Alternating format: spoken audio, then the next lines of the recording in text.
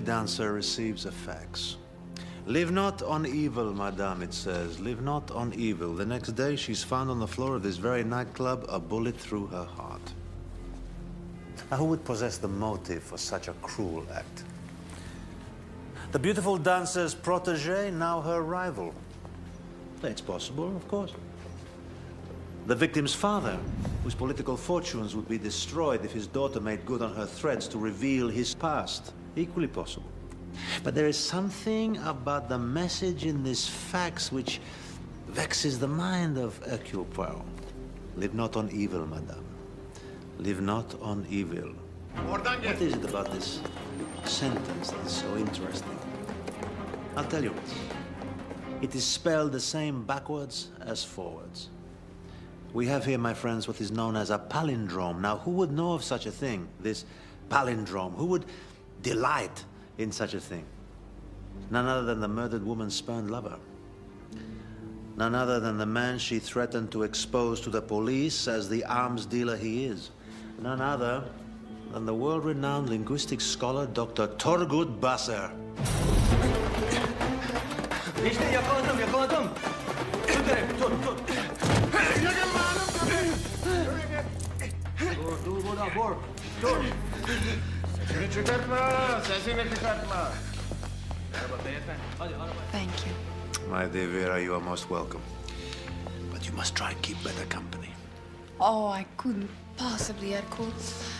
That would be boring. It's a long way from London to Istanbul.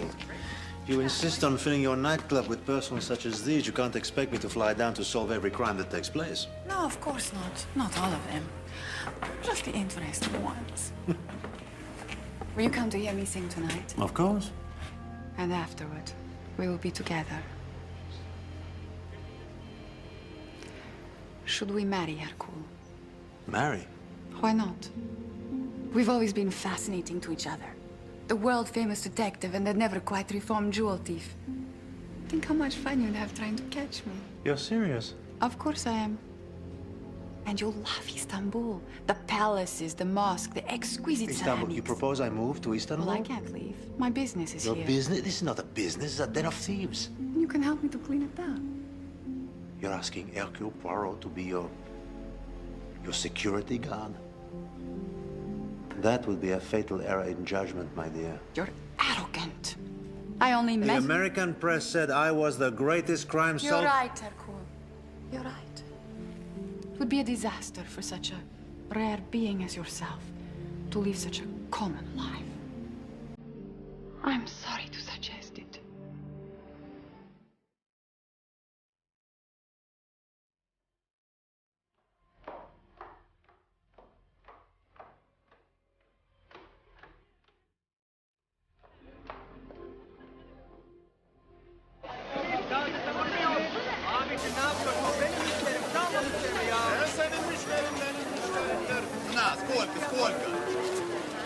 Lovely spices today, sir. No, thank you. Diş kebaplar bunlar. Gelin buraya. Diş kebap. Çok konuşuyorum. Bırak. Listen, you think 2 days from now we're not going to feel the same way? That suddenly I don't want to everything talk about it now. When it's over and behind us, then...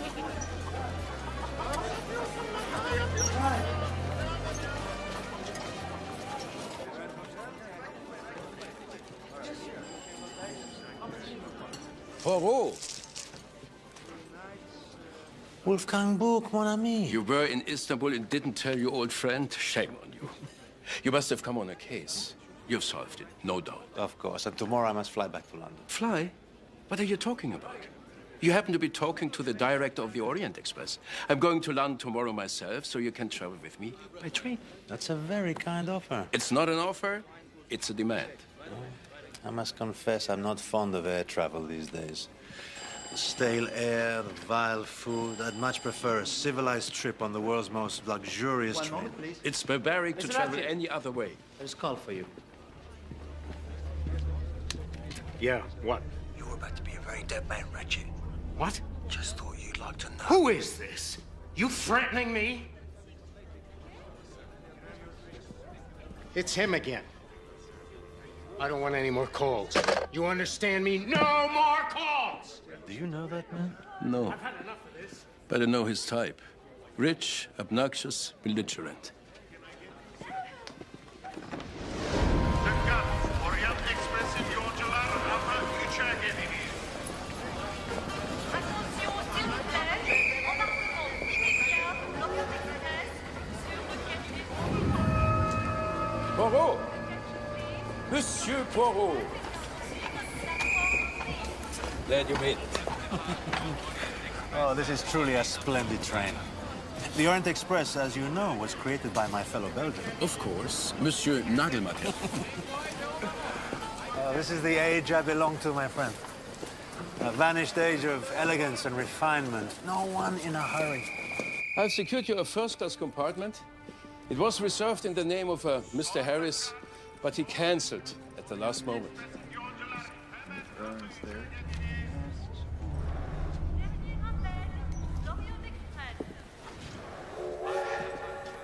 Here's your compartment, monsieur. See? All the comforts. It's excellent. Thank you.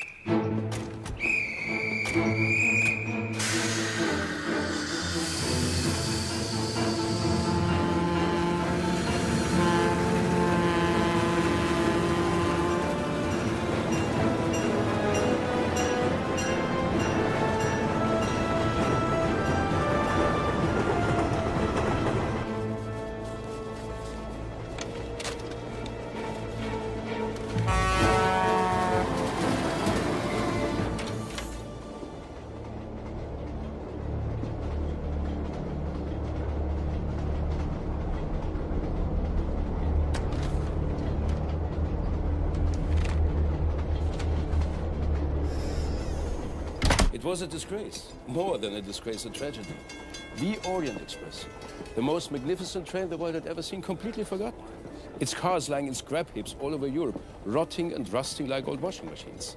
But now, the Orient Express is resurrected. Young man, I cannot eat this salad. Madam? There are pine nuts on it. I am allergic to nuts of every kind. Take it away. Please, take it away. She's the widow of Generalissimo Alvarado, South American dictator. For who? Oh, forgive me. My mind was temporarily elsewhere. It's a woman, isn't it? Regrettably, yes. We are such opposites, Vera and I. She's flamboyant and beautiful. I'm reserved and homely. She's a thief. I'm a detective. The only thing we have in common is our refusal to let the other rule our life, but I can't stop her ruling my thoughts. I must confess, I never expected to see the great Hercule Poirot suffering such a common malady as love. Ah, look at this. Mary, look at muscles, crabs. Gina, thank you. My pleasure, madam. Strange they're not sitting together. Who? The young woman and the American road warrior back there. I overheard them talking in the market. They seem very intimate. The mind of Poirot never rests. But, my friend, there is no crime. Oh, never think that. But, for the moment, the mind of Hercule Poirot turns to dinner. Allora, starò da lei 2 giorni.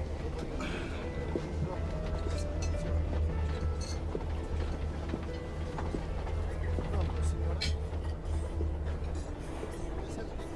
Are you all right? Darling? Darling? Excuse me, I must attend to this crisis. Please, don't wait on me to order. You sick? Shall I call a doctor?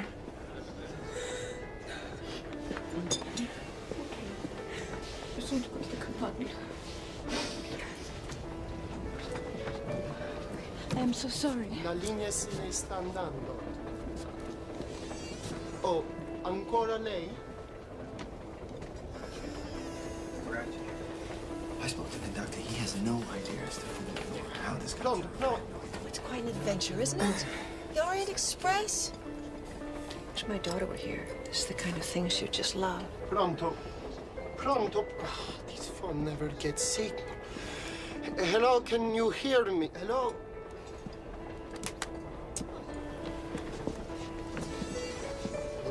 No idea.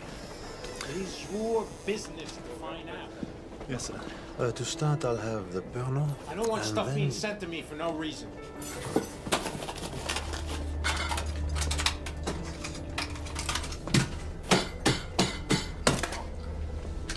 Hey. In the problem. Sir? Stay Poirot.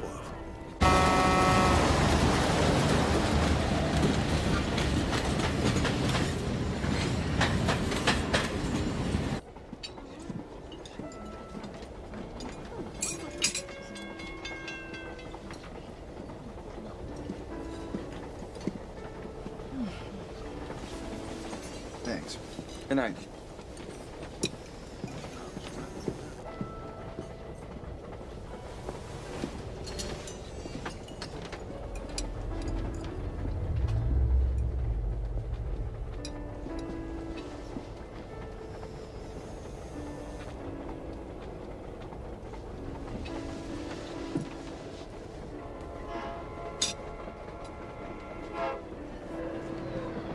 Take that from me, sir?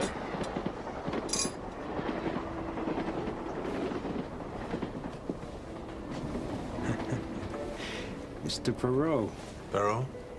Like the American presidential candidate? Certainly not. The name is Poirot. Hercule Poirot. Sam Ratchet. Mind if I sit down? Please. I recognized you from that TV show. What'd they call you? Don't tell me. Super Detective. Sleuth Supreme. Oh, yeah, Sleuth Supreme. And what do you do, Mr. Ratchet? I do whatever pleases me. Actually, I'm in antiquities. What sort of antiquities? Ancient urns, frescoes, statues. You are a connoisseur of classical art. No, I am a connoisseur of money. I really like the old stuff, though. It holds its value, and they ain't making any more of it, you know what I mean?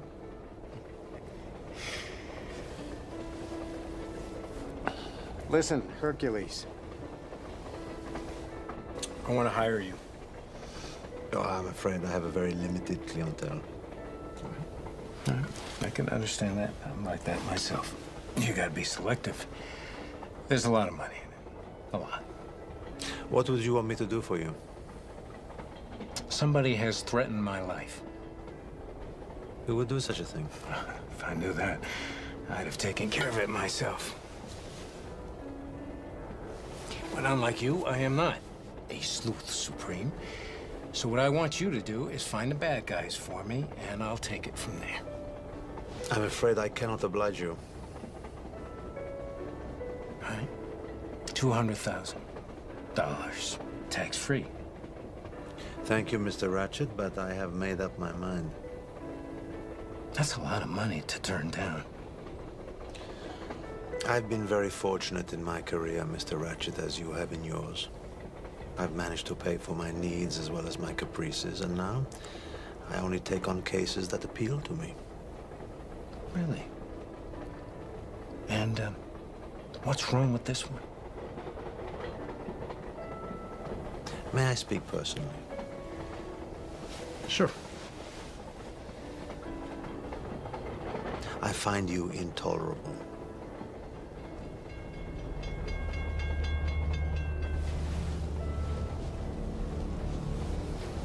Goodbye.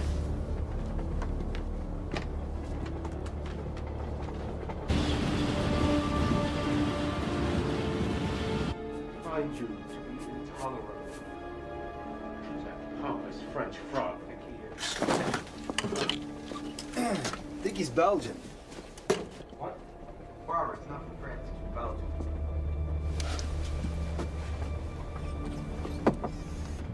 Night. Good evening. Good evening. It's a strange dark night, isn't it? Yeah. Yeah, it is. Now, relax your neck. What do you mean? Like this? Yes, much better. Come in. Come in, join us. My new friend Bob and I are having a tension reduction workshop. Really? See. Thanks.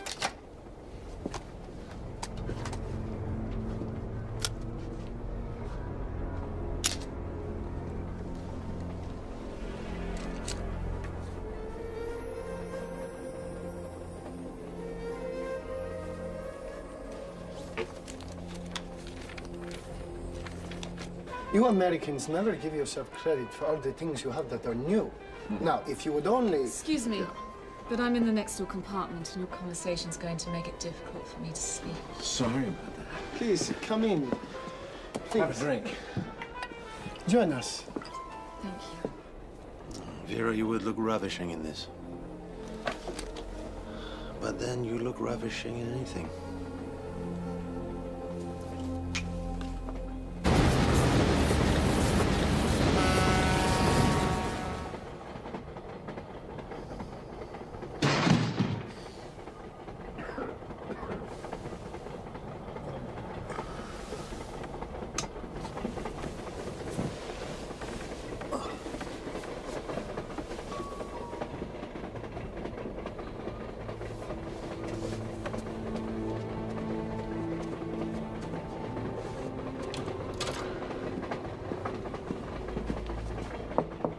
Tout va bien, monsieur? Je n'ai rien. Je me suis trompé. Très bien, monsieur.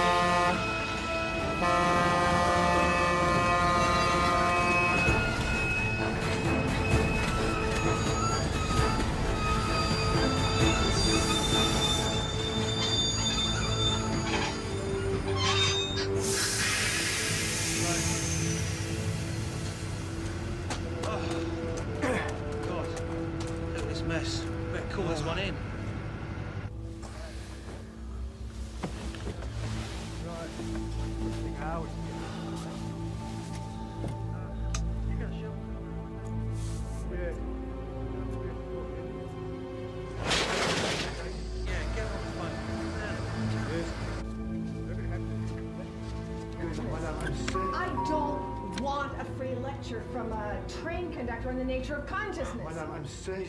I know when I'm dreaming and when I'm not. I saw someone, so you gotta do something about it. Very good, madame. I'll search the train immediately.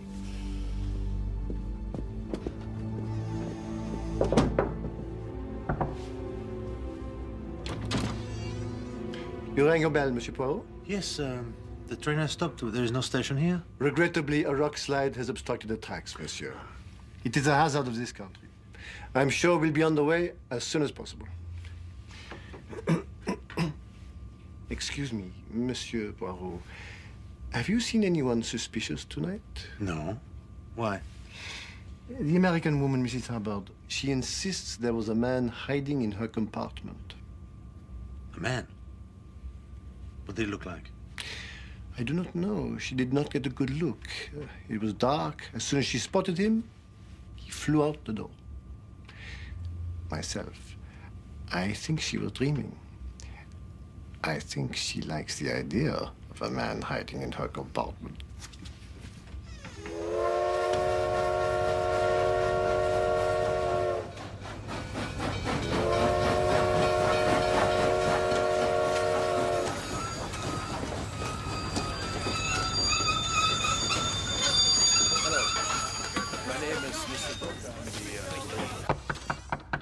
Mr. Ratchet. Morning. Mr. Ratchet, they're gonna stop serving breakfast in another half hour. We're stranded in the middle of nowhere because of a landslide. I just can't sit here. I am expected in Milan on Tuesday. And I can't even get a signal on my phone. Plus, there was a man in my room last night, and nobody Please, seems everybody, to care. calm down. Mrs. Hubbard, Signor Alvarado, Mr. Foscarelli. We have the person at the computer checks. It will just take time. You don't seem terribly upset about a little crisis, Mr. Poirot, isn't it? Assuredly. And you are? Mary Debenham. Miss Debenham, I am never in a hurry, and when the world slows down to my pace, I find it very agreeable. Monsieur Book! Monsieur Book. What is it, Pierre? You'd better come. At once. Will you excuse me, Miss Debenham? I have a fatal curiosity.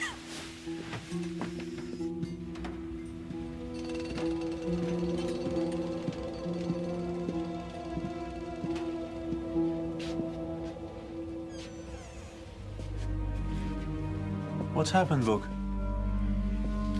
Something disagreeable.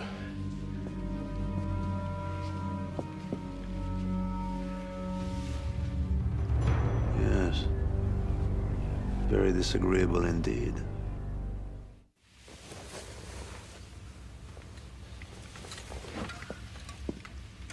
Keep the passengers occupied in the dining car.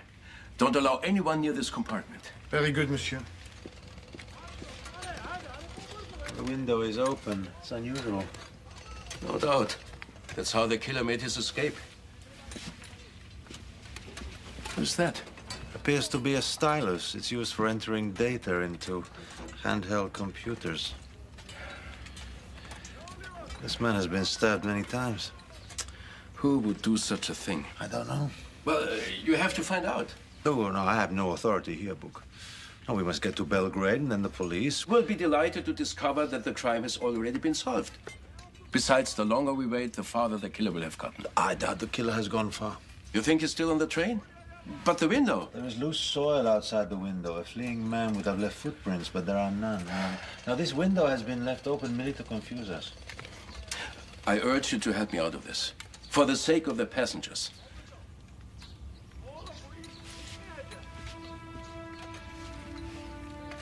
Very well, I accept the case.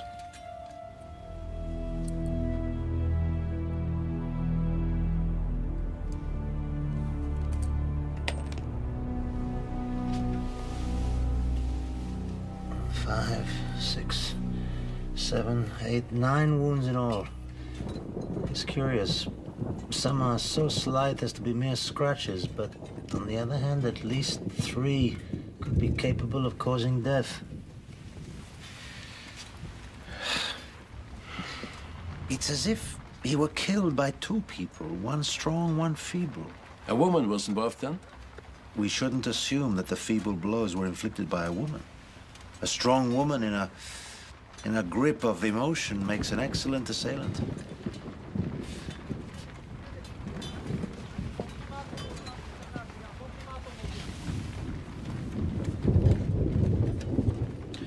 Well, we can't complain that there are no clues in this case. He seems unusually peaceful for a man who's met such violence, don't you think? A man of Mr. Ratchet's ferocious nature would have fought back. We would have seen it in the contortions of his body.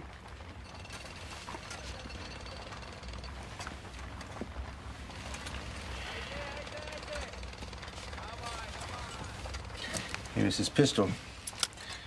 Fully loaded. But he never fired it. Odd. Perhaps he was drugged. You may be right.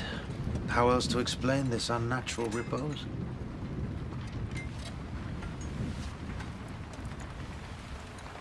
It seems only his watch put up a fight.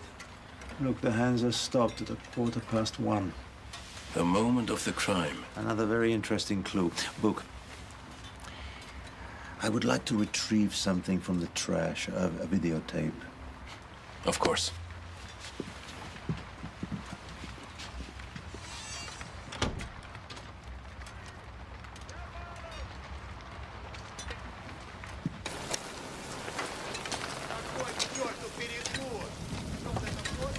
Mr. McQueen, are you all right? Yeah, just a little freaked out, you know? I've never seen anything like that before. Yes, it must be a shock. You are under no obligation to answer any of my questions. Perhaps it doesn't matter to you who killed Mr. Ratchet. No. I'd be interested to know who finally got to him. Finally? Did he have enemies? Well, he seemed to.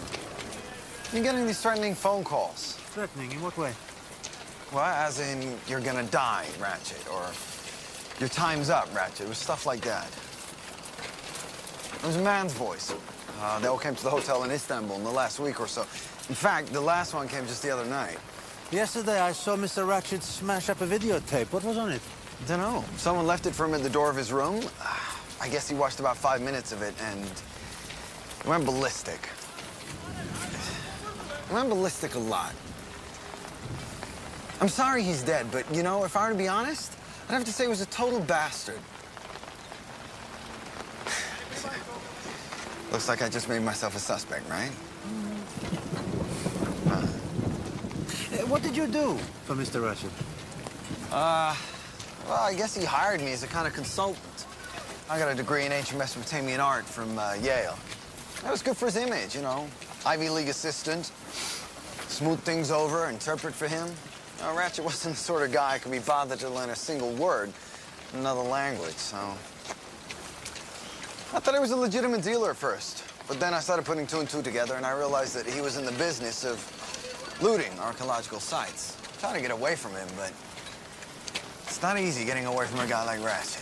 Do you own a handheld computer, Mr. McQueen? Me? No. Not old-fashioned like that. I like pen and paper. Oh, just one more question. When was the last time you saw Mr. Ratchet alive? I guess it was around 10. We had some work to do. Went to go get him his pill. His pill? Yeah, melatonin. He was always flying from one time zone to another. He thought it helped him from getting jet lag, so...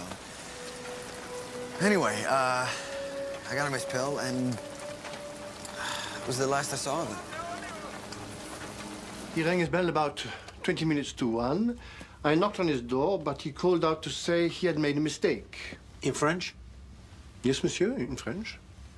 Where were you, Pierre, at 1:15? 1:15, I believe I was sitting in my little seat at the end of the corridor. But it was about this time that the train came to a stop, and I recall getting up from my station to go outside to see what the trouble was.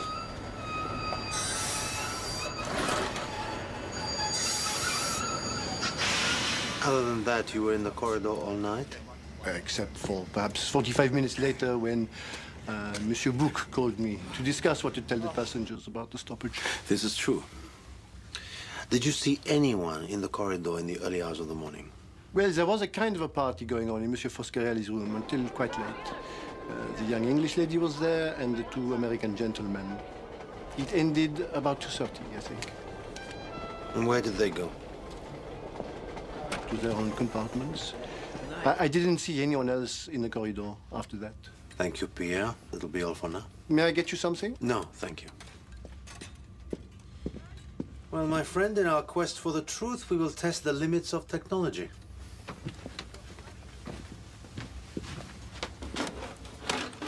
At 7 years old, the only daughter of software tycoon Steve Armstrong, little Daisy was a vivacious and enchanting child. That made the tragic death all the more unbelievable.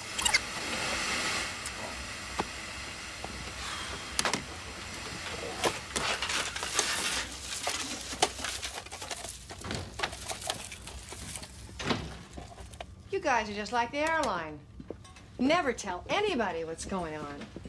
There was a murder here last night. Everyone on board knows it. But do you guys admit it? No? It's like your lawyer said you can't even make a passing reference to it. Please calm yourself. Would you please not speak to me in that condescending French manner? Well, I'm not French, madame. I'm Belgian. My name is Hercule Poirot. Yes, I know who you are. And don't think just because you're a celebrity, because you've been on television, don't think I'm intimidated by you. I'm a celebrity myself, you know. Indeed. Phil and Phyllis, the sitcom. I played Carlotta, the aerobics instructor. I wasn't in every show, but I was a recurring character. Mrs. Hubbard, may I ask you why you're traveling on the Orient Express? Well, I come to Turkey to do a miniseries, Samson and Delilah. But you know how these things go. The director got kidney stones, and then he was replaced by some hack who decides that the evil high priestess should instead be the evil high priest. And who did they decide to play the new evil high priest? The producer's boyfriend, no less. You know, never mind that he's never set foot in front of a camera before. So who gets off the plane to find that a part's been cut? Anyway, I thought I'd go home on the Orient Express. I thought at least travel like a movie star. Do you think the man in the compartment was the murderer? Oh, this man in your compartment, what did he look like? I don't know. I mean, I was so scared I just lay in my bed with my eyes squeezed shut. I could hear him moving around, though. Your compartment adjoins that of Mr. Ratchet's. Do you think that's where he came from? Obviously. I think he killed him, and then he escaped through the connecting door into my compartment. The door wasn't locked? I thought it was. That was before I learned my lesson about the security on this train. The conductor found no intruder in your compartment when you called. How do you suppose he got out? I'm not a world-famous detective, Mr. Poirot. I'll leave that to you. Is that all? Oh, yes, madame. Thank you. Oh, by the way, I'll be expecting a refund for everything I've gone through. And I mean a whole refund, you know, not one of those $5 vouchers that the airline gives you. That'll hardly get you a frozen yogurt. Oh, madame, you dropped your handkerchief. It's not my handkerchief. Well, it has a letter H embroidered on it. Your name is Hubbard, I naturally assumed. It's 2001, Mr. Poirot. Who carries around embroidered handkerchiefs anymore? Oh, I almost forgot. I have a piece of evidence for you. I found this in my room. I assure you it was not there when I went to sleep last night. Do you think this is the button the killer left behind? It's possible. But it's from the jacket of an Orient Express conductor.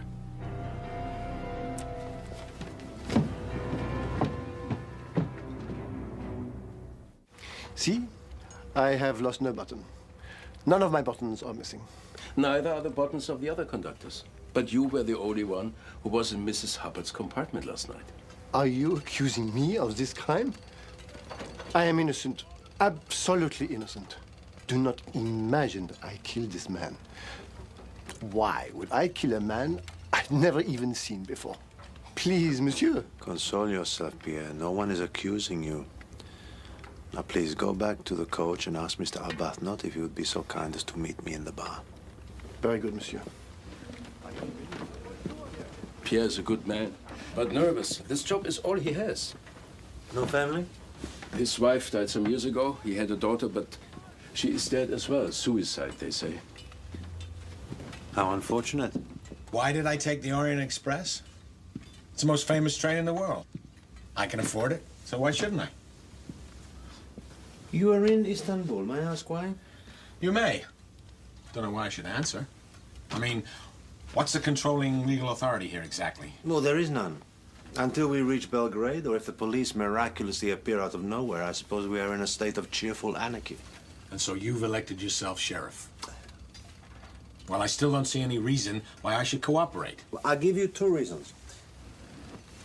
The first, moral, to make sure that justice is served. The second, recreational, so we don't get bored while we're stranded here. Okay, sheriff. I was in Istanbul on business. What is your business, Mr. Arbuthnot? Well, I'm the founder and CEO of Digisaurus. Ah, Digisaurus, the software company. Didn't you just send up your own communication satellite? Yeah, it's been up for over a year. There's no place in the world I can't dial up from. Do you use a handheld computer? Well, sure I do. I'm a gadget guy. Are you missing a stylus? Yeah, I am. Why?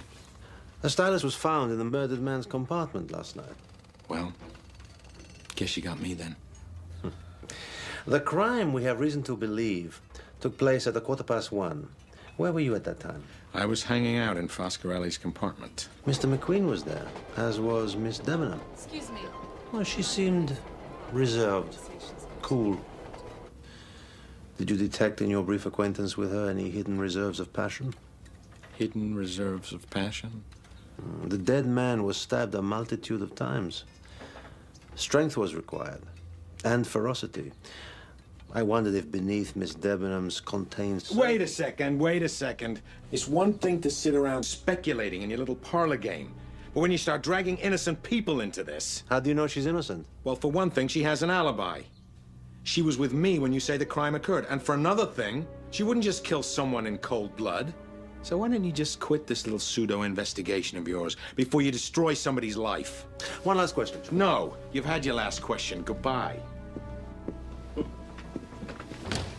He did it. What makes you so sure, my friend? Well, he has the temper. He has the required strength. And he admits to losing his stylus. No, don't forget, he also has an alibi. Or at least he does if Miss Debenham, Mr. Foscarelli, and Mr. McQueen confirmed that he was with them at the time of the murder. Arbuthnot. The name's familiar. Who do you want to see next? There's the Italian, the young German. Would you excuse me for a moment?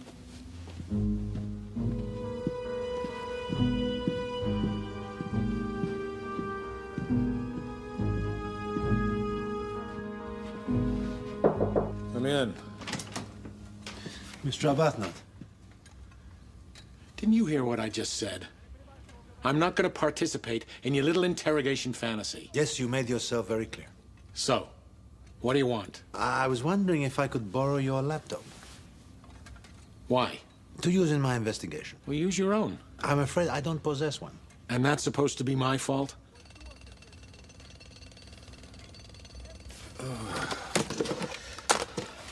Knock yourself out. Just do me a favor, okay? Don't drop it. Thank you.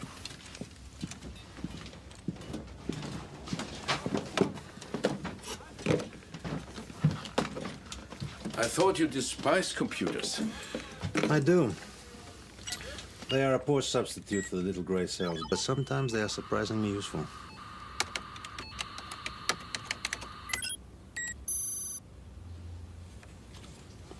Of course. How could I have forgotten? Welcome. Steve Armstrong and Arbuthnot were roommates in college together, where they created Cheetah, the famous operating system. They remained friends after that, even when their careers diverged. Arbuthnot founded Digisaurus, and Steve Armstrong created Whizbang.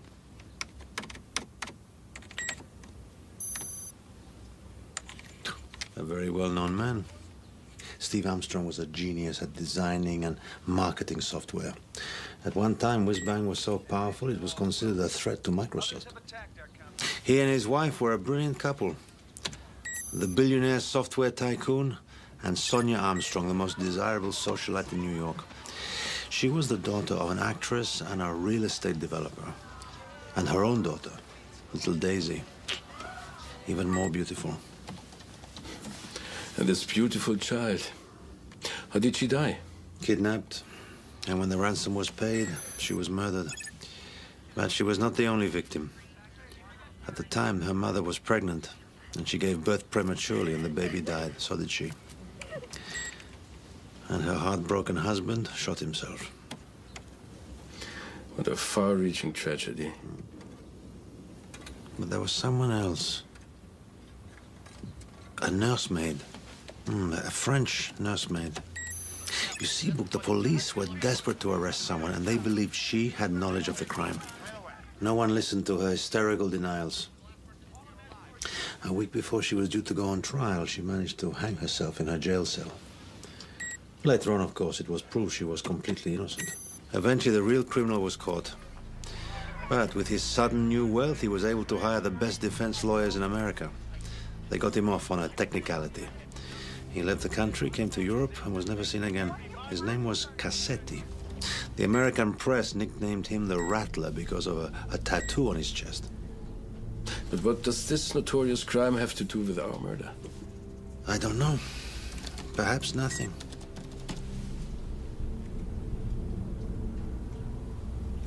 Come with me.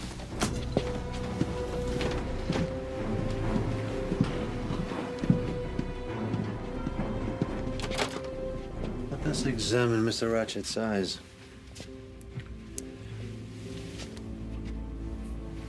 Just as I suspected. There is scarring on both corneas, very symmetrical. Traces of laser surgery to correct nearsightedness. But this man Cassetti had a tattoo of a snake on his chest.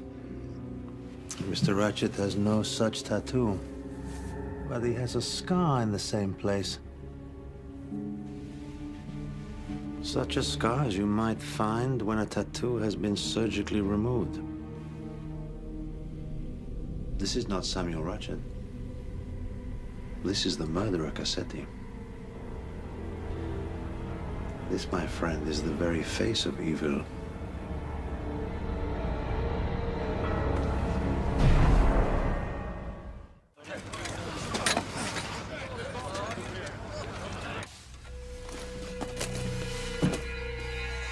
Ratchet was Cassetti? Yes, but of course you knew that. What are you talking about? Are you saying, Mr. McQueen, that in all the time you worked for Mr. Ratchet, you never once suspected... No, I never suspected anything of the sort. I mean, I knew he was a bad guy, but not that bad. You followed the Armstrong case? Of course I followed it. The whole country followed it. It was the biggest case since OJ. I can't believe this. You feel strongly about this crime? Who wouldn't? Cassetti just waltzed off like that? Some stupid technicality, and he was a free man. Meanwhile, poor Sonia's left... Sonia? Oh, you mean Mrs. Armstrong? Did you know her well? Yeah. No, not well. She was on the museum board when I was working there. We were trying to raise some money for this Etruscan funerary exhibit. She had some ideas of people to approach. Of course, she ended up practically funding the whole thing herself. She was great, you know. She was funny and beautiful, and we're so proud of that little girl.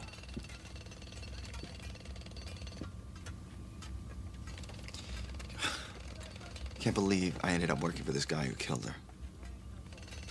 Did you find out? Oh, the videotape was the first hint. Videotape? You mean... No, but I thought that it...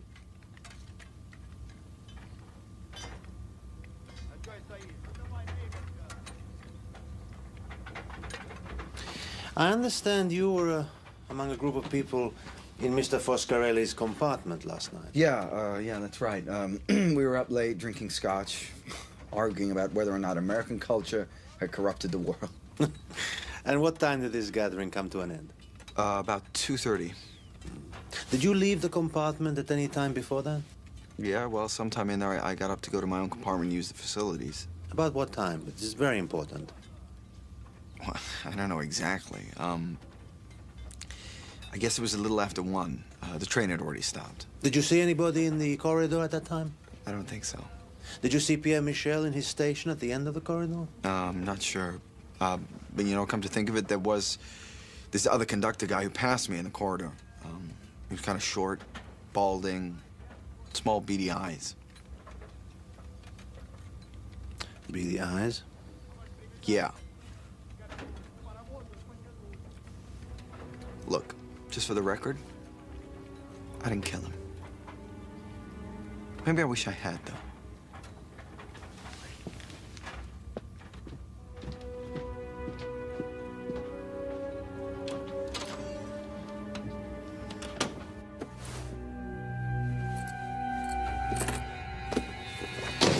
Who is this mysterious beady-eyed conductor he speaks of? There's no one on the train who looks like that. I don't know, but we can safely assume he's missing a button on his jacket. Mr. Foscarelli! Please! This is no responsibility of yours.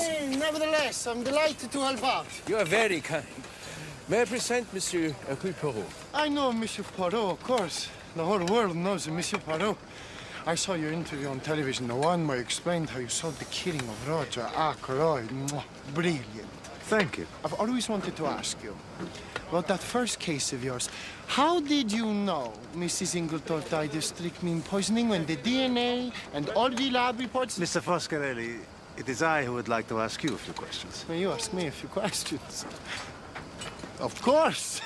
Ask me 100 questions. I'm honored to answer. Very well. Did you see anyone in the corridor in the carriage late last night, after midnight? Specifically, a short man wearing a conductor's uniform with a beady eye? No. I am sorry to disappoint such a famous detective, but I saw no one such as that. I saw no one at all last night. I was in my chamber having a very stimulating argument with Miss Debenham. What are you talking about? American culture. She says it is shallow, corrupting. I respond to her. How can you diss? Is the word, yes, diss? How can you diss a country that gave us Ron Popey? Ron Popey? Inventor of the Vegemite.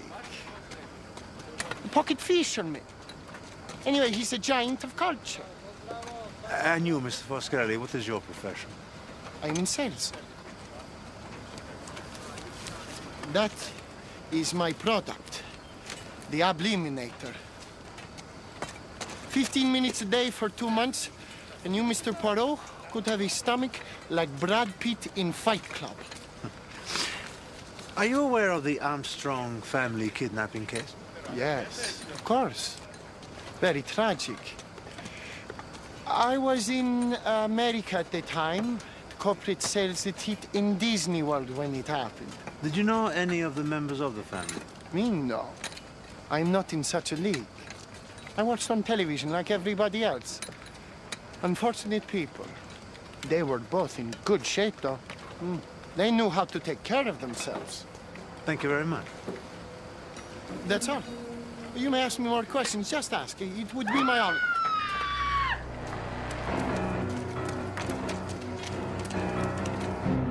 You'll be all right. Please console yourself.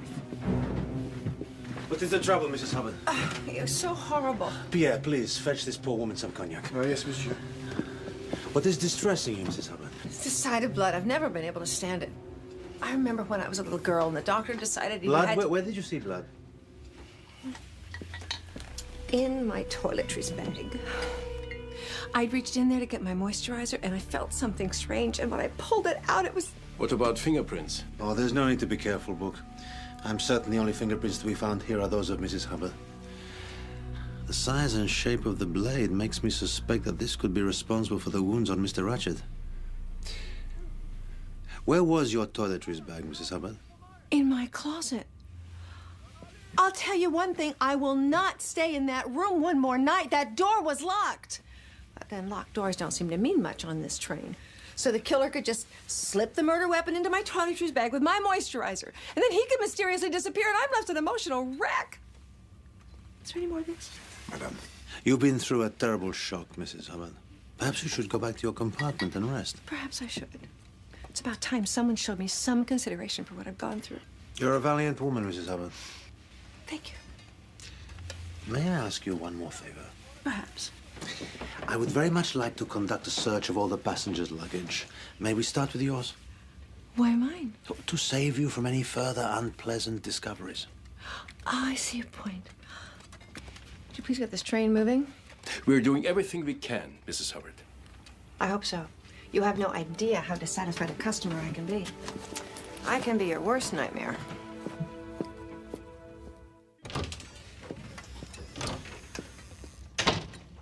Senor Poirot, I understand you wish to see me. Senor Alvarado, I am devastated to have to disturb you. Please, please, don't apologize. A crime has been committed, and the criminal must be discovered and dealt with. I learned from my husband one cannot let such matters linger. Yes, I recall your husband was known for his swift and certain justice. No, he was not a dictator, you know. But he was a patriot who understood that a country such as ours needed a strong hand. And he was right. Ever since his assassination, the place is in chaos, with all those pathetic rebel leaders calling each other El Tigre and Comandante so-and-so, and killing each other, left and right. I am sorry to hear of your country's misfortunes. Thank you. I am glad to see you are a man of sensitivity and refinement. This is outrageous. Please do something, Philippe. You won't find anything, you know. I'm sure I won't, monsieur. It's fragile. Don't worry, madame. I'm tired of this train. Shall we get some fresh air? I am too. Let's go. Well, perhaps we could start with, what is your current city of residence? Paris, during the season, and New York. And what was the reason for you being in Istanbul? Carpets.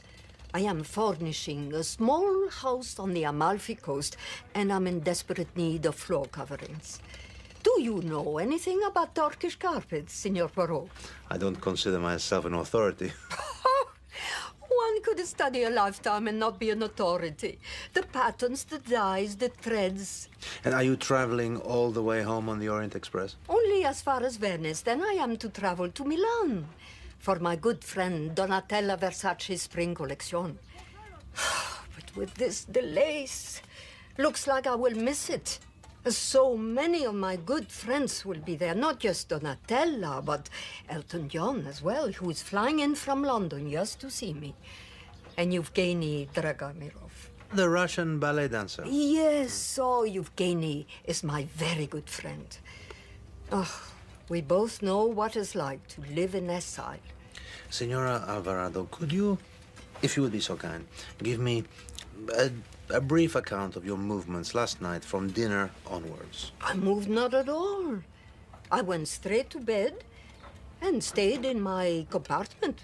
Forgive my indelicacy, but is there anyone who can confirm this fact? You want to know if I have an alibi to convince you that I was not the killer? No. Oh, I would never... Wait a minute. There was somebody. Now I remember. I wake up in the middle of the night. My throat was dry. I rang the bell in my room to ask the conductor for a bottle of mineral water. What time was this? Oh, around 1:20.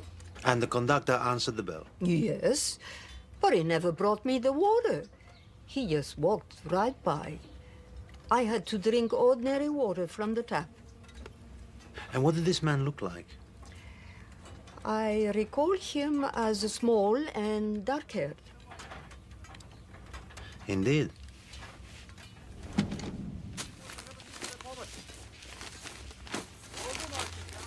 Are you investigating everyone's luggage or just mine? Everyone's. Even the luggage of the world-renowned crime solver? Senora Alvarado, you say that you sometimes live in New York. Yes. Did you ever make the acquaintance of a family named Armstrong? A family to whom a momentous tragedy occurred? Why you ask me that? Is there a reason why I should not? Senor Poirot, you are speaking of very dear friends of mine. You knew Steve Armstrong? Him only a little, but his wife, Sonia, was my goddaughter.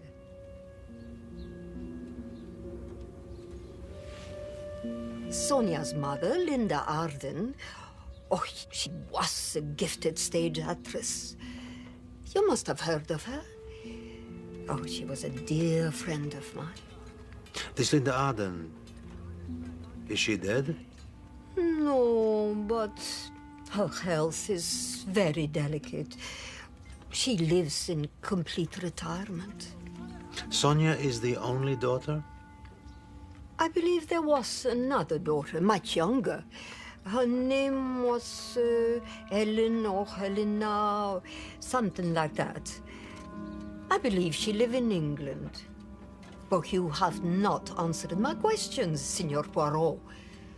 What do the poor Armstrongs have to do with anything that happened on this train? Senor, the man who was murdered on the train last night was also responsible for the kidnapping and murder of Daisy Armstrong. Oh, Madre Dia. I can't believe it. Is it true? Yes, it's true. Oh. Well, I'm glad somebody killed him. I'm only sorry for one thing. What is that one thing? That it was not me who did it.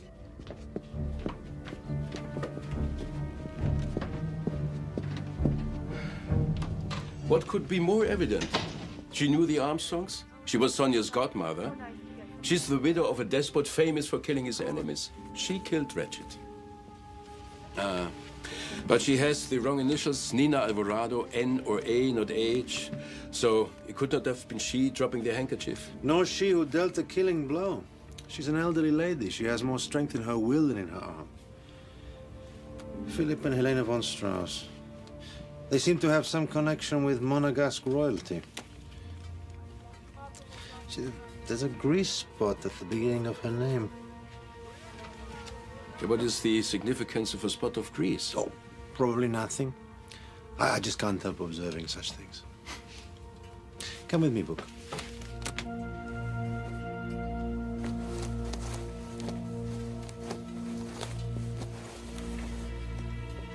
Just thought you'd like to know. You may go through Mr. Poirot's luggage, but I won't allow you or anyone else to rummage through my personal belongings. This has all gone quite far enough. Please, we all must cooperate. Must we? Why? Because Monsieur Poirot requested, and he is in charge of the case.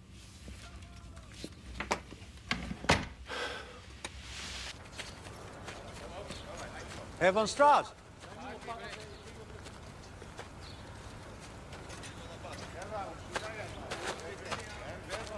Herr von Strauss, good afternoon. I'm Hercule Poirot. Yeah, I know. I'm glad to see your wife is feeling better. Yeah, she's almost back to her old self. Elena is very young. The horrible murder on the train last night greatly affected her. I don't want her to be further upset by your questions. But as for me, I'm happy to help you in any way possible. Very well. What were you and your wife doing in Turkey? Sightseeing, of course. Elena and I travel a great deal. Adventure travel. We live in Monaco, which, as you know, is a very small country in which one can become easily bored. Next month, we're going rafting in Borneo, and in spring, we begin training for an Everest expedition. That's very impressive. Have you by any chance ever heard of the Armstrong kidnapping case? I've heard about it, yeah. The man who was killed on the train last night was responsible for that very crime. Incredible. I would very much like to know the activities of you and your wife last night. Activities? There were none. We went to bed early and slept through the night. What was it that upset your wife so much after dinner? Who knows? Women can be inexplicably frail. That's true enough. But one doesn't expect such frailty from someone who is planning to climb to the top of Mount Everest. Perhaps it was merely the excitement of travel. But you said she travels a great deal. As I said, you really don't need to talk to her. I've told you everything. Though it's merely a formality. Please.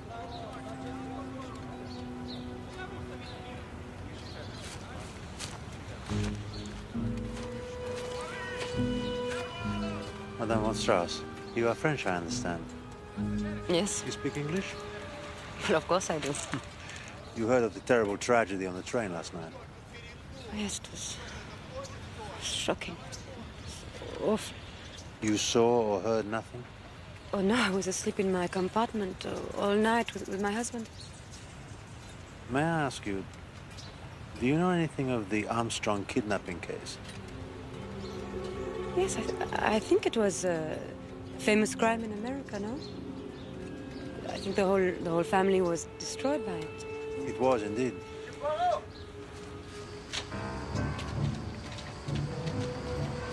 Monsieur Poirot! Excuse me.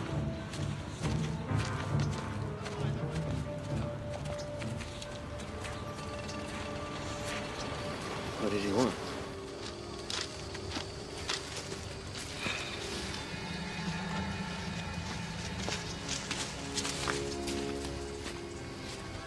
In whose compartment did you find this, Pierre? in Monsieur Poirot's.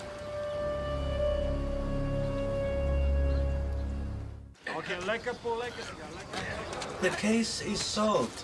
The mysterious conductor whose jacket was missing a button, whom Signora Alvarado and Mr. McQueen saw after he murdered Ratchet in cold blood. It was I. Someone is playing with my mind, with my little gray cells. You wanted to see me, Mr. Poirot? Ah, yes, indeed, Miss Devon. I've been looking forward to the pleasure of interviewing you all day. Please, sit down. Let us begin, mademoiselle, with what brought you to Istanbul. I work for a relief organization that's concerned with the welfare of children in Baghdad. The sanctions, as you may know, have made life difficult there. I was traveling back to London on vacation.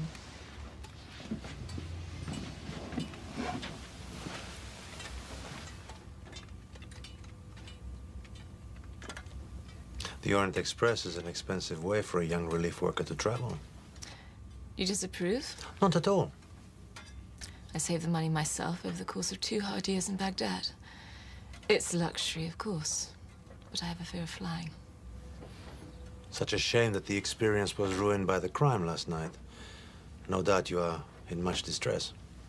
No, I'm not distressed, Mr. Poirot. To judge by the gossip I've heard today, the world is a rather better place without this Mr. Ratchet in it. I congratulate you on your practical attitude to the emotional subject of murder. I have feelings, Mr. Poirot. Pardon me if I do not find it necessary to demonstrate them for your convenience. You are contemptuous of me. Not at all.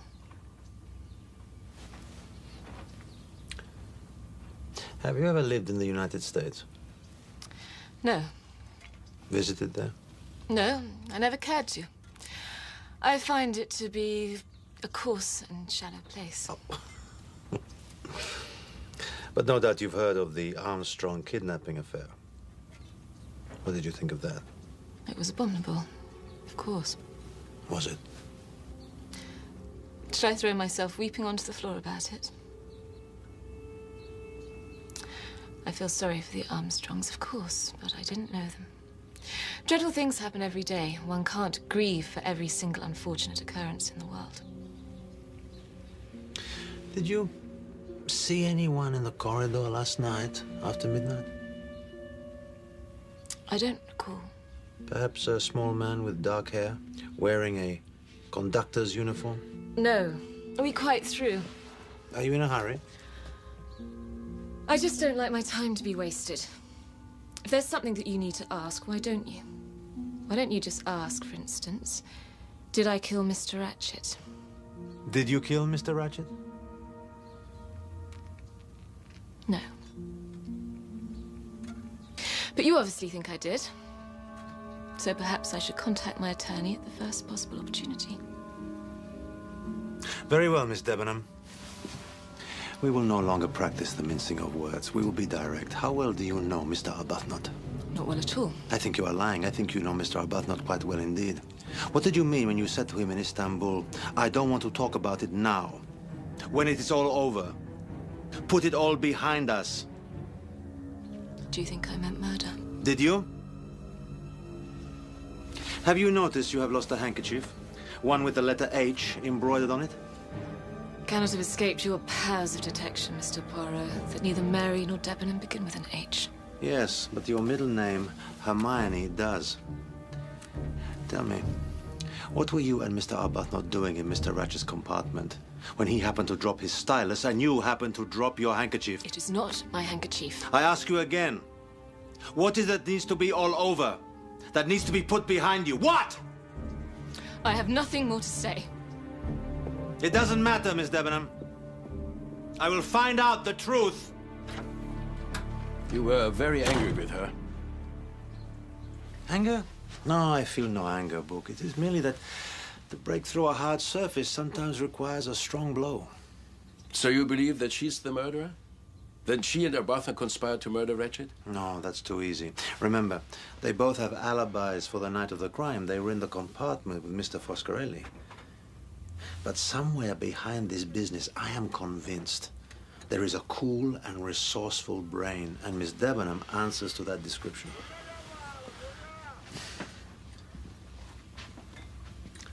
It is vexing. Extremely vexing. Everybody on the train has an alibi, except for Signora Alvarado. These treacherous blows are obviously not the work of such a refined lady. However, she is connected to Ratchet's victims, as is young Mr. McQueen, who slightly knew Mrs. Armstrong as well. I find that to be a great coincidence. And of course, we have the mysterious conductor who left behind his button. Excuse me, Monsieur Book. Yes, Pierre. The debris is almost cleared. We shall be underway in only a few minutes more. Excellent, Pierre. Well, that's a relief. We'll be in Belgrade before morning.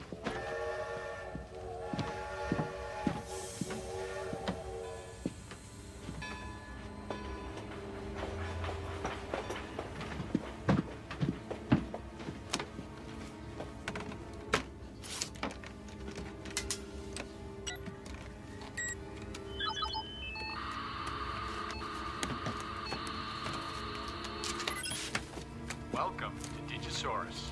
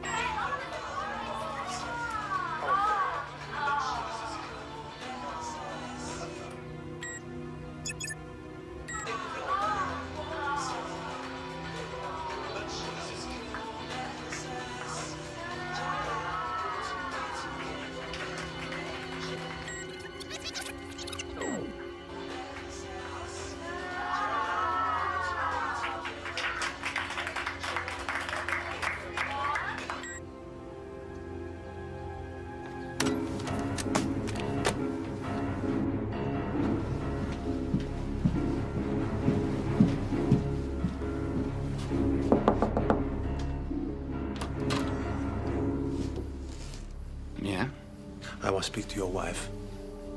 Elena is asleep at the moment, perhaps later. I don't want to speak to Eleanor, Herr von Strauss. I want to speak to Helena. I want to speak to her about her sister, the late Mrs. Sonia Armstrong. It's okay, Philip. Let him in.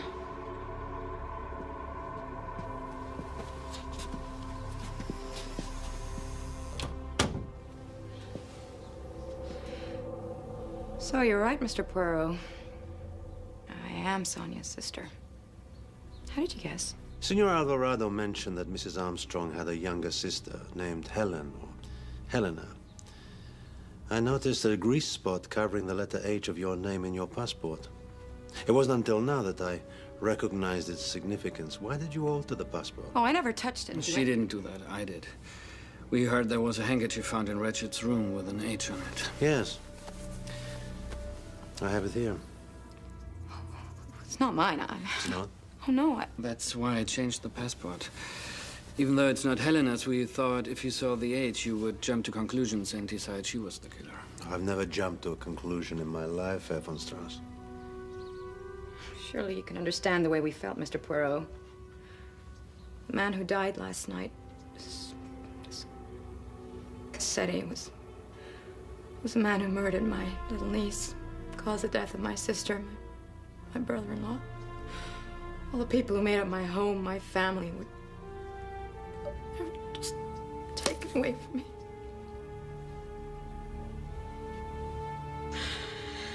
So, of course, you'd suspect me of killing him. You didn't? No, I did not. I never touched him. It's true, I swear it. All right. I believe you. Thank you. One thing, mademoiselle. As part of the Armstrong family, who were the other members of the household? Oh, the usual, a cook, a gardener. Steve had a personal trainer. He was really into fitness. Was there a tutor? Someone to supervise little Daisy? Yeah. There was this big red-haired woman. Scottish, I think, no? Young or old? Oh, old, very old. Well, at least it seemed that way to me. Her name? Miss Lassiter. Miss Lassiter. Yes. Thank you for your candor, Madame von Strauss. Sure, anytime. Hey, Poirot! How dare you speak to Mary that way? Accusing her of murder? I'll tell you one thing, Poirot. You may not have any authority on this train, but you got a hell of a lot of nerve. Monsieur, control your emotions. Gentlemen, there's no cause for violence, please. Yeah, there is no cause for this guy wandering around making wild accusations. I will not put up with you ruining Mary's good name. You got a crime on your hands? Fine. Good for you. Either solve it or shut up about it, because I, for one, I'm tired of your little game. Very well, monsieur. I will solve this case. Book, be so kind as to ask all the passengers to gather in the bar car.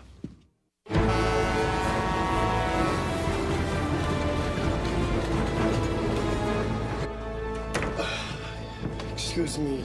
Very sorry. Sorry, eh? Excuse me.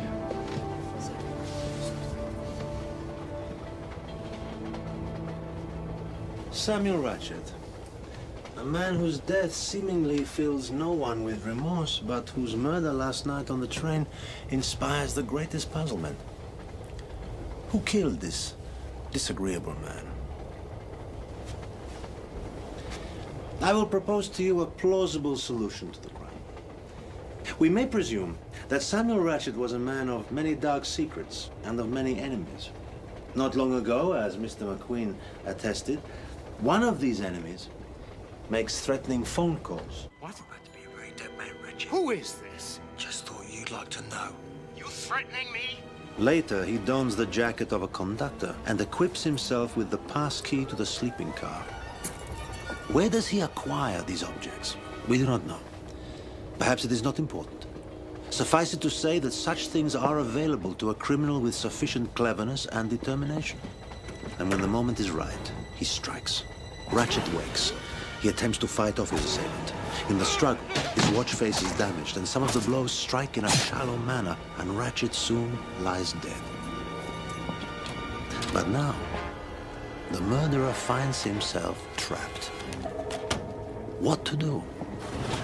Should he escape through the window? No, the train is moving much too fast. Not wanting to risk being discovered in the murdered man's compartment, he enters the compartment of Mrs. Hubbard next door until he can find an opportunity to escape. An opportunity that presents itself when the train stops suddenly and the assassin hears the footsteps of Pierre, but in his haste, he loses a button and wakes Mrs. Hubbard. Urgently, he makes his escape, but not before encountering our eyewitness, Mr. McQueen and Senora Alvarado. Where did the assailant go? Did he leave the train? Did he stay on? These are questions we are at present unable to answer, but the sequence of events is plausible. And in a crime such as this, there are always untidy endings.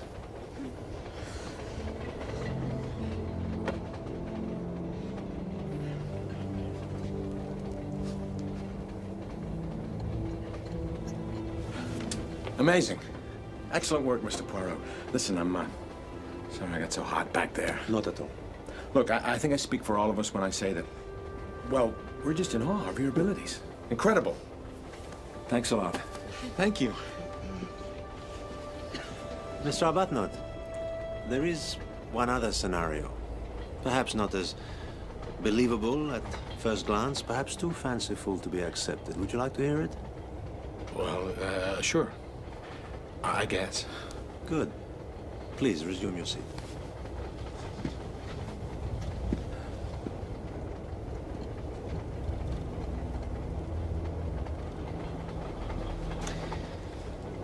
This new scenario rests on the assumption that everything I've just said was a lie.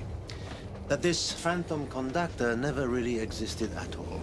That he was created solely to provide a reasonable solution to the crime. But what other solution makes as much sense? I will now tell you, my friend, and you and the others will judge. As I said, certain questions have yet to be answered, but I am struck by the fact that several passengers on this train seemingly had close relationships with the Armstrong family. Not just Mr. Arbuthnot, who was Mr. Armstrong's college friend and business partner. Not just Mr. McQueen, who knew the late Mrs. Armstrong and thought highly of her. Not just Helena von Strauss, who was the sister of the late Mrs. Armstrong, but also Senora Alvarado, who was her godmother. Senora, perhaps now would be a convenient time for me to return to you your handkerchief. But her name doesn't begin with an H. Seemingly you are right, my friend. But Senora Alvarado's lovely first name is Nina. If she were given this handkerchief by a devoted Russian friend, say the famous dancer Yevgeny Dragomirov, he might, for sentimental reasons, render the N of her name in the Cyrillic alphabet, which, as we all know, is identical to our letter H. Senora?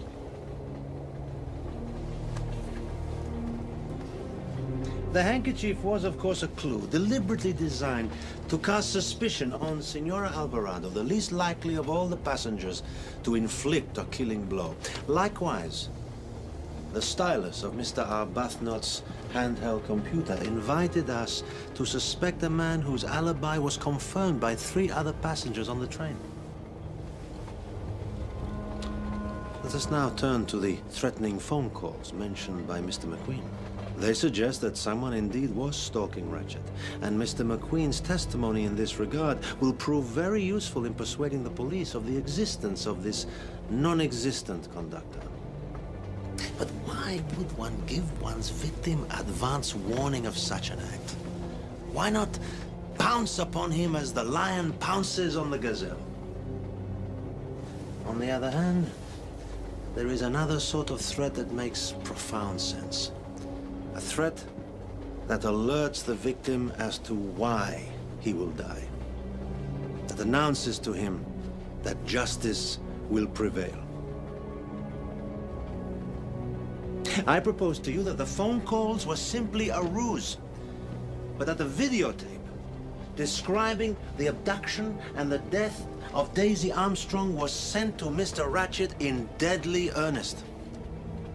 When I first said I had seen the contents of the tape to Mr. McQueen, his response was this unfinished sentence.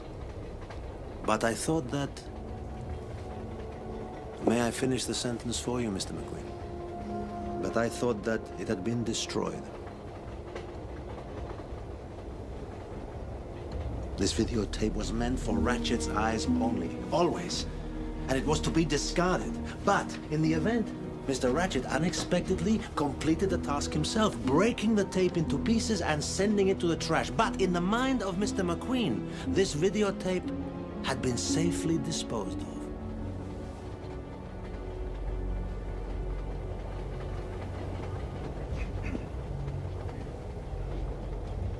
Miss Debenham, why did you say you had never been to the United States? Because I never had. Oh, but I think you have. And for so long a duration as to have acquired an unconscious familiarity with American English. Why else would you say, I am on vacation instead of I am on holiday? Why else use the word attorney instead of solicitor? And why, Miss Debenham, are you so determined to hide the fact that you were little Daisy Armstrong's tutor? That's a lie. Is it? That's not the impression I received from Madame von Strauss. Oh, no, I only said our tutor was an old red-haired woman. Strikingly opposite from the young, dark-haired Miss Debenham. And the name Lassiter.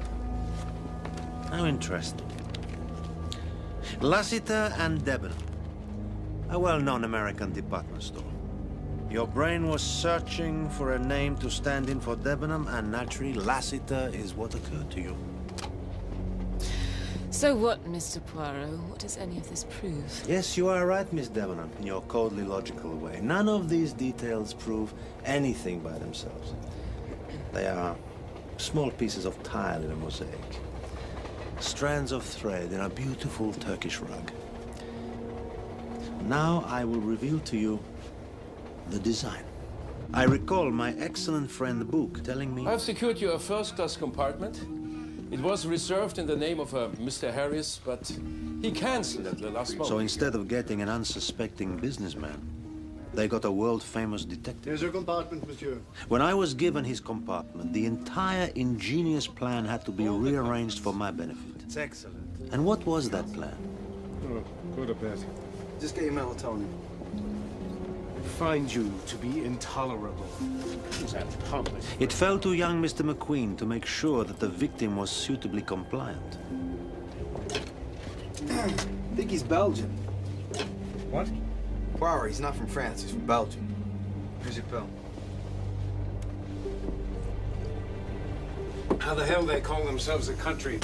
Since much trouble had been undertaken to arrange an alibi for the conspirators at 1:15, it was to the benefit of the plan for me to believe that Mr. Ratchet, at 12:10, was not dead, but alive and conscious.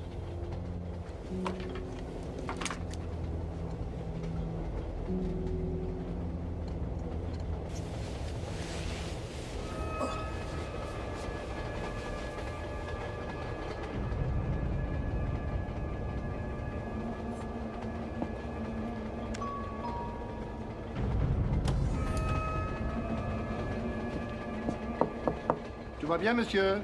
Ce n'est rien. Je me suis trompé. Très bien, monsieur.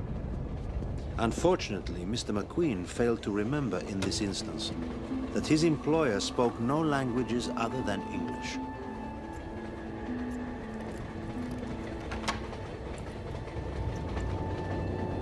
There were mistakes, assuredly, for they had to hatch their new plan quickly. But the conspirators had waited for this chance for a long time. They had worked up their courage and hardened their hearts.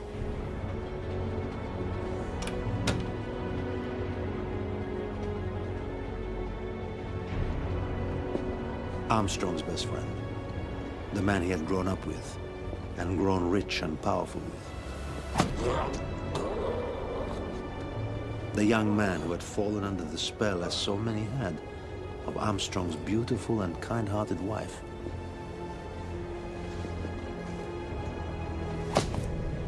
Sonia Armstrong's sister, whose world Ratchet had snatched away.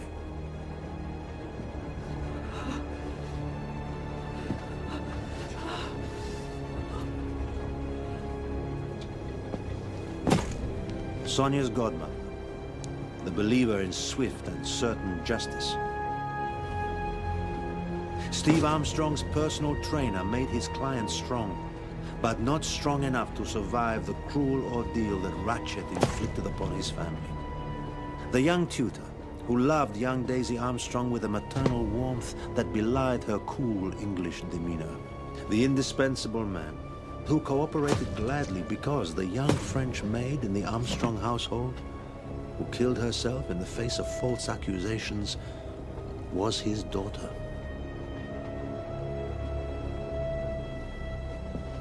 And finally, the consummate actress, Linda Arden. A woman so skilled she could almost mask her own shattered life. The mother of Sonia Armstrong.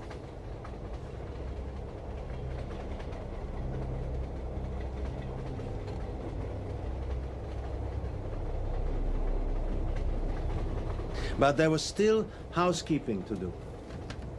It was convenient, as I have pointed out, to make me believe that the crime took place at 1:15.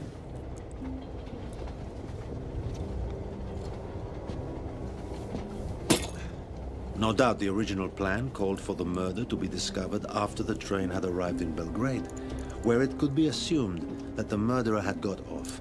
But the sudden interruption of our journey eliminated that option. And so an alternate escape venue was hastily improvised. Another of the fantasy clues that distinguishes this case.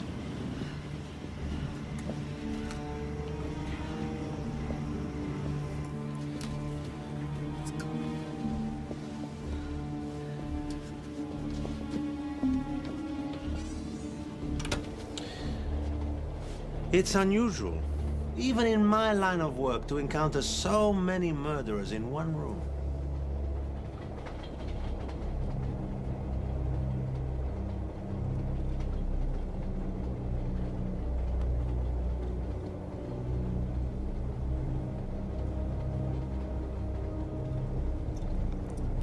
Well, I suppose we'd better get our things together. We'll be in Belgrade soon, and Mr. Poirot will be explaining these matters to the police. Yes, you are right, Miss Debenham. But I don't know which story to tell them. The sequence of events I've laid before you seem to me so unlikely as to be unbelievable. What do you think, Book? Which would you believe? That Ratchet's death was the work of an international conspiracy of software designers, refined ladies, and fitness instructors? Or the work of a single mysterious assassin? I think that justice has already been served, my friend. I think so too.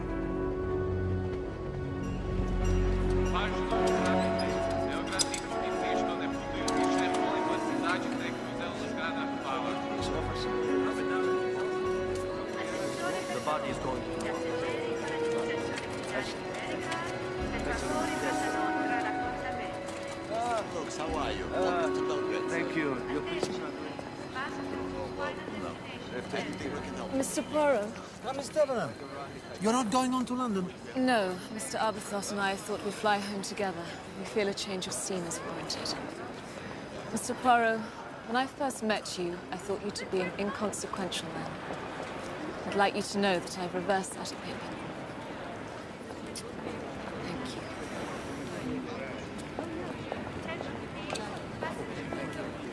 Yeah. Bye-bye.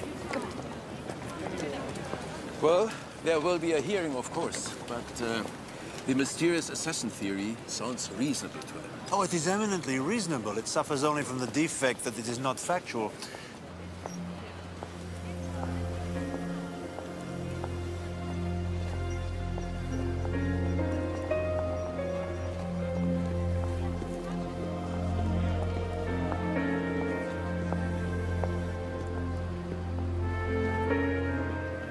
Hello, Hercule. Vera, what are you doing here? I have always had a desire to ride the Orient Express. It is beautiful and exotic. The same is said about me, as you well know. Yes, I know that very well. I thought it would be a fatal error in judgment to live one's life without experiencing it.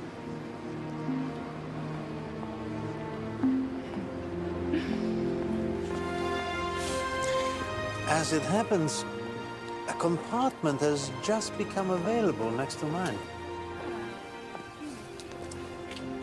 With a connecting door. Tony Foscarelli was recently named by Wall Street as the king of infomercials. His latest product is a device that is said to reduce cellulite by the delivery of a mild electrical shock.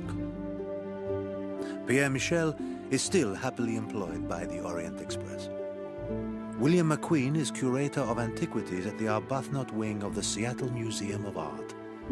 Philippe and Helena von Strauss almost successfully climbed Mount Everest. Philippe unfortunately lost 2 toes to frostbite in the attempt. Senora Alvarado is the honorary chairperson of Fashion versus Famine, a charitable organization that aids hungry children through the sale of couture clothing.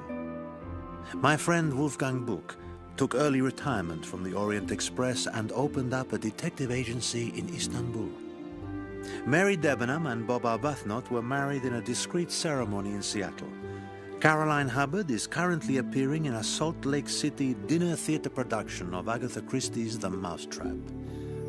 As for Vera Rossakoff and myself, well, discretion commands that I be silent for the moment. But perhaps in due course our further adventures will present themselves for your attention.